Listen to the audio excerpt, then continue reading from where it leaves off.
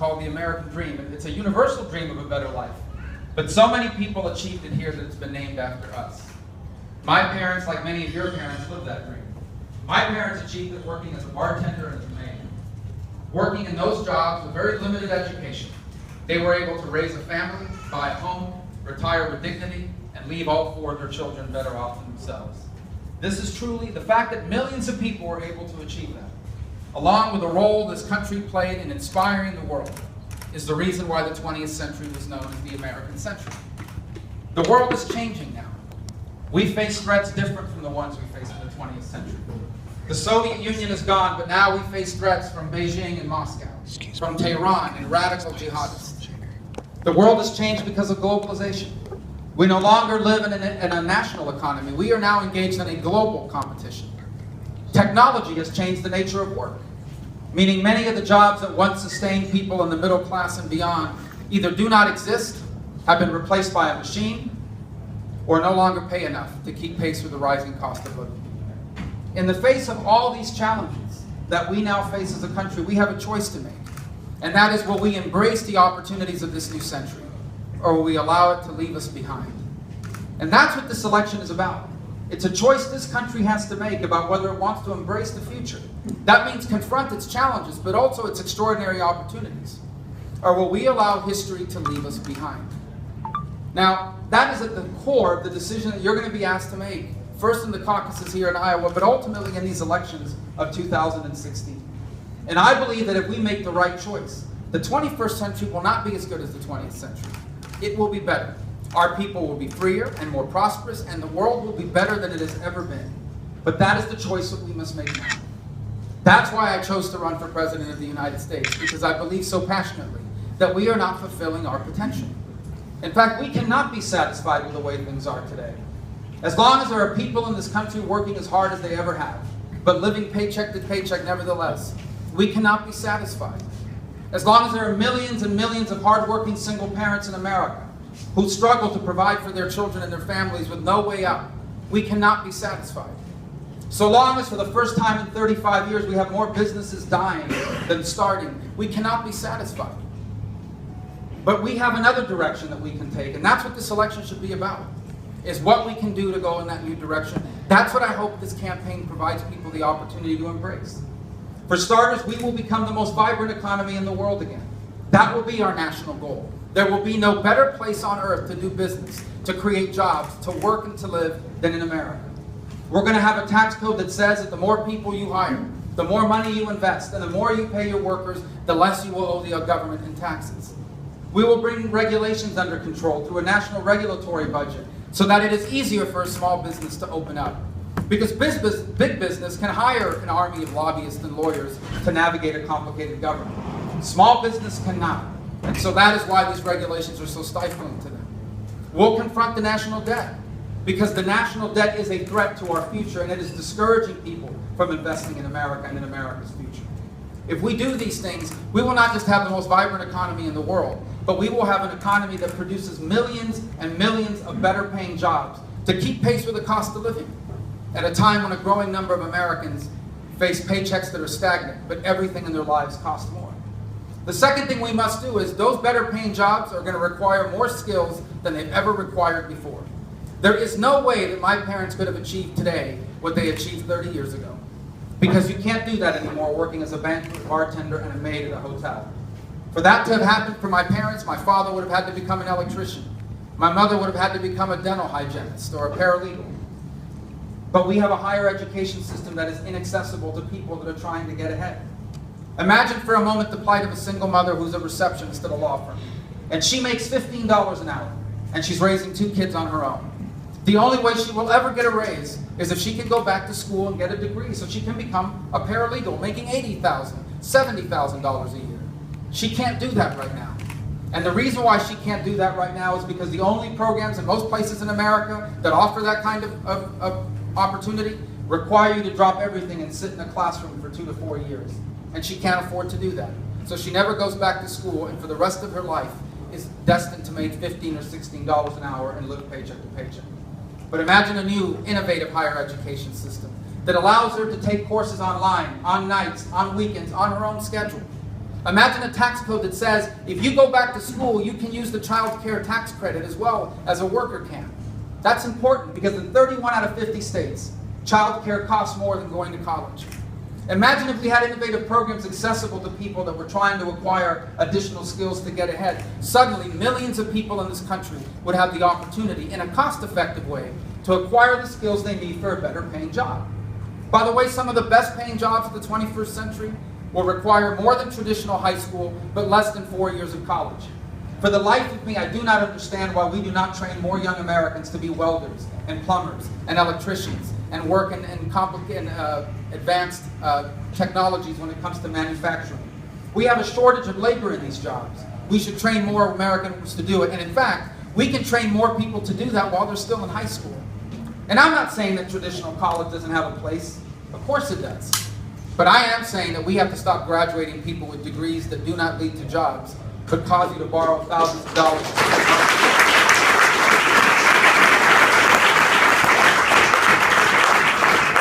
It wasn't so long ago where somebody named Sally Mae was taking $1,000 out of my monthly budget. Of course, it's a loan servicing agency. I owed over $100,000 in student loans from undergraduate, but primarily from law school. I know how difficult it was to pay that off, and in fact, I never would have paid it off had it not been for a book I wrote a few years ago, which is now available on paperback. If you're interested, it's called. But paying off those loans were difficult. Today, you've got thousands of people in this country that owe thousands of dollars in student loans for a degree that today has them working a job they could have had anyways.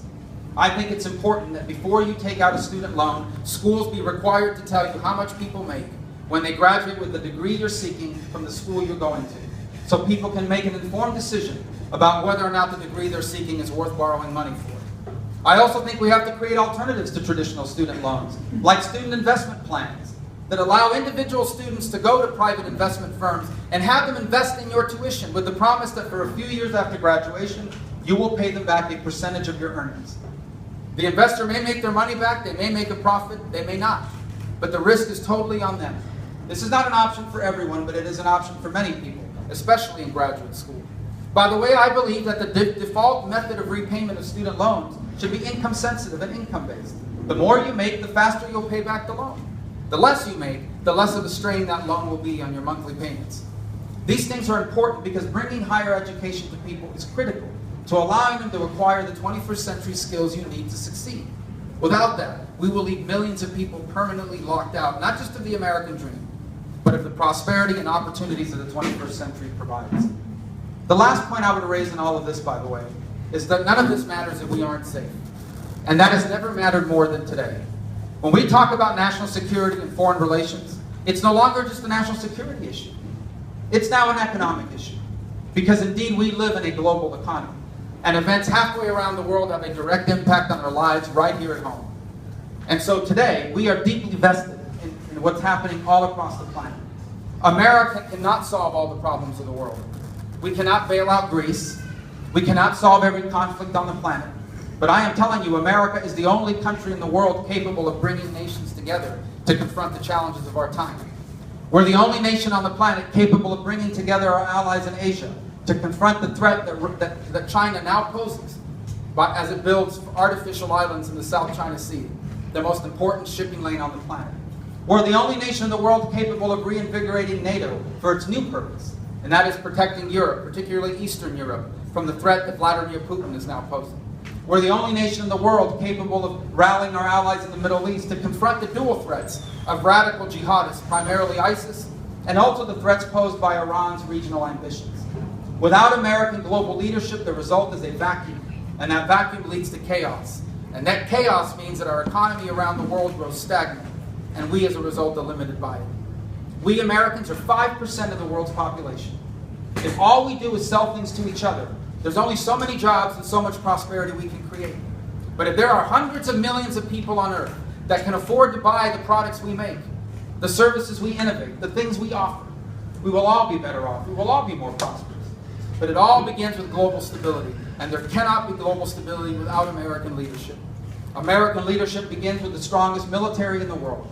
We make a sacred promise to our men and women in uniform, and that is this: we will never ever put you in a battle or in a fight where you do not have an unfair advantage over your adversary.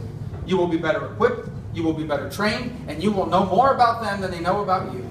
And today, because we are slashing defense spending, that is increasingly not the case. Second, strong America means to have a strategic foreign policy, not just a tactical one. A strategic foreign policy that outlines what our strategy is. And third, a foreign policy guided by moral clarity. We stand with our allies. Our allies can count with America to be on their side. We stand for human rights and the dignity of all people. We stand for democracy and freedom. If you're a political prisoner in Beijing, or Havana, or Tehran, or Moscow, we will use our voice as the most powerful nation on earth to ensure that people do not forget you and do not forget your cause. And we stand with our allies like Israel and the right to exist and prosper as a Jewish state, despite an international effort to delegitimize Israel's right to exist. These are important parts of our leadership. And here's the bottom line, and what I'm most excited about. If we can do these three things, the 21st century is going to be a new American century, more prosperous, safer, and more secure than the past that we leave behind. I think that Hillary Clinton today offers the promise of 4 more years of the same thing. I believe with all my heart there is no way the American people are going to accept 4 more years of the same thing. 4 more years.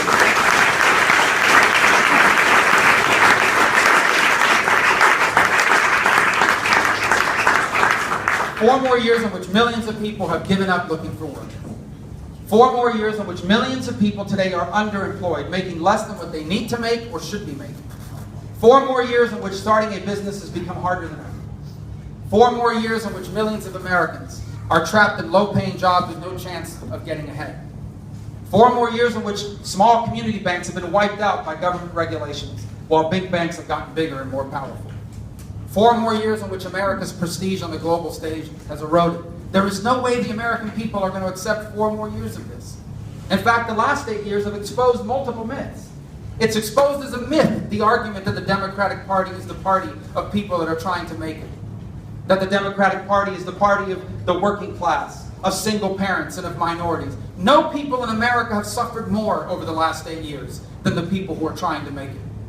Because the truth is, yes, the economy has been rigged. It has been rigged by government, by big government, on behalf of those that have access to power, on behalf of those who can influence government policy, and against those who are trying to start a business out of the spare bedroom of their home, and against those who need to go back to school online, on nights and on weekends, in order to acquire a better paying job, and against hardworking families whose better paying jobs are not being created for. We have a chance to change that. It is an incredible generational opportunity to be a part of the generation that fully embraces the 21st century. And it has precedent in our history. At the turn of the 19th century, industrialization was rapidly changing the world. And look, it was very disruptive. It moved people out of farms and into factories, from rural areas and into cities. It took industries that had existed for centuries and replaced them with new ones. And a lot of people initially were frightened by all these changes. But we are grateful that that generation of Americans embraced industrialization, because if they had not only would America have been left behind, the American century would have never happened. You and I are now blessed with the opportunity to live in an era just as transformative as that one. In fact, I would argue that you and I have the opportunity to live in the most transformative era in the history of mankind. And we have been given this unique opportunity to author the latest and perhaps greatest chapter in the story of this amazing country. And now I hope we embrace it with both arms. Because if we do, we are going to leave behind an America even better than the one that was left for us. We are going to leave our children and our grandchildren and future Americans as the most prosperous Americans that have ever lived. And the 21st century will also be an American century. This is the unique opportunity before us. To no longer stand still. Time is up. We can't keep waiting. The time to move ahead has come. The time to embrace the 21st century has come. The time to be proud of our history, but understand that we cannot avoid our future, has come. The time has come to cross the threshold from yesterday into tomorrow. And if we do, we will be proud of our work here together, and we will leave behind for our children what our parents left for us, the single greatest nation in the history of the world. For us, it begins here in these caucuses. And I'm sincerely asking you today, many of you for the first time, to caucus for me as we get closer to February. What exact date is it? February 1st. It's pretty easy to remember. We have those cards out there today. If you're really ready to commit today, we'd love to have your information so we can get you involved in our effort. You will see us here in Iowa often with the same message an exciting message that we hope will excite Americans, including those that have never voted for the Republican Party before, that we are the party of the future, that we are the movement of tomorrow, that we are the people that understand the 21st century, and we are the people ready to lead them there. And I hope I can encourage you to be a part of this effort with us. So I want to thank you very much. This is a very impressive crowd. I knew we could get people here if we opened the bar. And actually, I want to get a picture with you guys standing behind me, just because my wife doesn't believe that people actually come to my stuff. So hold on. Hold on. I have a Samsung. All right. You guys. All right, just don't make any faces. Fill in. I'm going to take this just so I have to prove it. Yeah, fill in there. All right. Okay.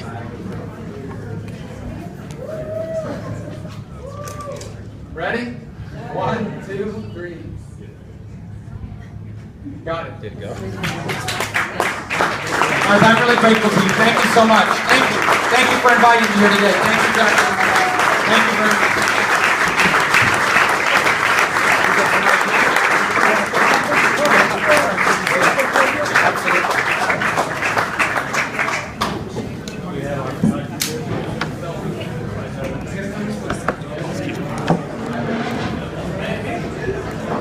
Robert, do we have our photographer or no?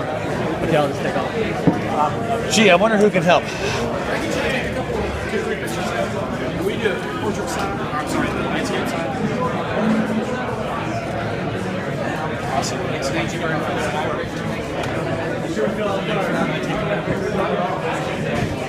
I'll take it. We'll take another one for Zola.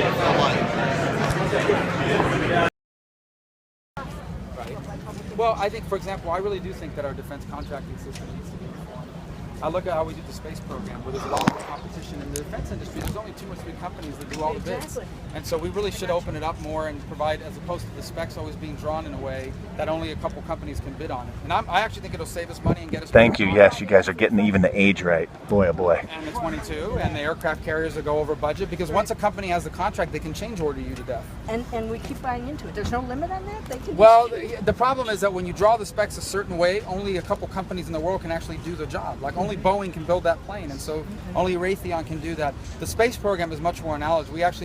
It's open to a lot more competition, and the result we get better pricing on it. Well, forgive me but for I do agree with I that. like your thinking on that. Thank you. Thank you. Hey, Senator, just a real quick question. Guys, So, sorry. immigration. Senator.